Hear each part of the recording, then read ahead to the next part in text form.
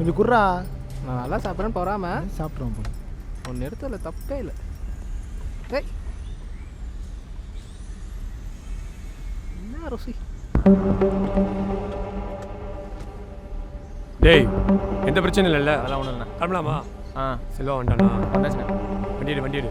ஏய் அன்னைக்கு இவன் அட்ரஸ் கேட்டவனா என்கிட்ட. இவனா இங்கே பண்ணுறான்? அண்ணே சும்மா ஏதாவது வேலையாக வந்திருப்பாங்கண்ணே.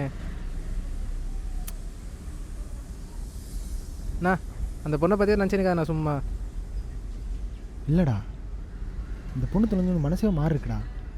அண்ணே சும்மா ஏதாவது ஃப்ரெண்ட் வீட்டுக்கு எங்கேயாச்சும் போயிருக்கோண்ணே.